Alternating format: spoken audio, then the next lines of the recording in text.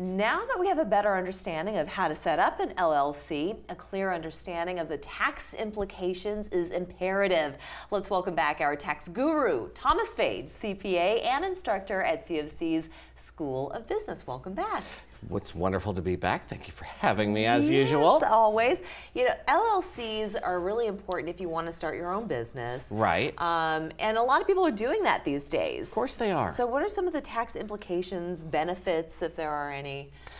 Where should we start? I could give you an entire show or a week of shows based on that. Yeah. But today what we're going to do is talk about some of the basics. Okay. So the first question is, how many owners are there? Is there one or is there more than one?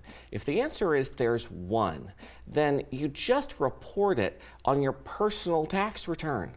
There's no separate tax return required. So if, say, you are having an LLC to run a business, you would file a Schedule C just like if you were an independent contractor getting paid on a 1099. If it was, say, for a rental property, you would report it on Schedule E, which is the rental schedule on the tax return. Okay. But if there's more than one owner, this is where it's going to get really tricky because you're going to have to file a separate tax return for it. Okay. By default. Because you're a partnership. That's right. Okay. By default, you're treated as a partnership for tax purposes when you have more than one owner in the LLC. So that means separate tax return, but nothing's paid at the partnership level. Instead, everything flows through to your personal return. I see. I think a lot of people want to know, all right, so what are the deductions? Oh, of course they want to know about the deductions. Yes.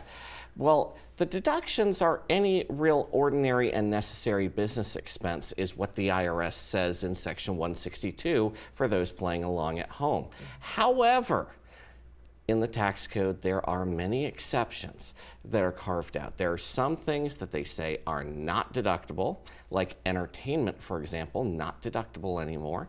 There are some things which they require you to have very strict records, such as travel and meals. You can't estimate those. You have to actually have receipts and records of where you went and why. And then all the rest of your deductions are just going to really be based on the facts and circumstances of your business, how you're bringing your money in and how you are spending it. A lot of people work out of their home, so what about using your home office? Not really a huge fan of the home office deduction. Interesting. Why is that? And here's why. Well, there's two reasons. First off, the way the law is written for the home office deduction, is it available? Yes. But it's only on the part of your house that you use exclusively for business.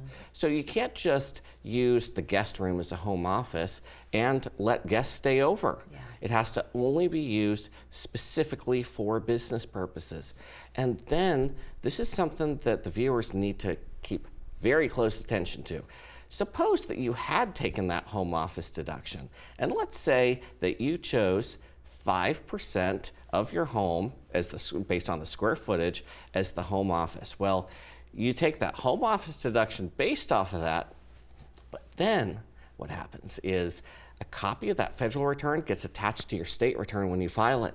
And then the state return, they are going to send copies of those back to the localities. And so the county is going to see that and say, oh, you just signed a tax return under penalty of perjury saying that you're using 5% of your house for commercial purposes, so we're going to reassess 5% of your house as not a principal residence and at a much higher tax rate. Doesn't sound worth it. It really isn't worth it, I don't think, in most cases. We only have about a minute and a half left, and I want to get to a couple more things. So how is business profit calculated? Business profit is basically all of your income that you bring in. This is all of your sales, but it's not just the stuff that comes on your 1099. It's also your cash sales or any sales that you made that you were not high enough to receive a 1099. So you've got to report all of your income. Because remember, you're signing the return under penalty of perjury. The second thing is you take that income and then all of those deductions, and that leaves us with our net business profit.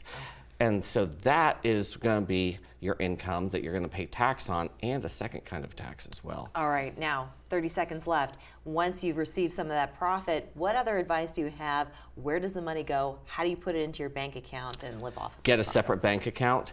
Do transfers from that separate bank account over to your personal account. And remember, you're running a business. This is not just like running your household. You're going to have to spend some money. It's going to hurt, but you're going to end up making more if you stick with it and do what you're supposed to do. That's why we're Americans. We bet on ourselves, don't That's we? exactly right. Thomas, thank you so much. Thanks for Always having enjoy. me. You too. We're back after this.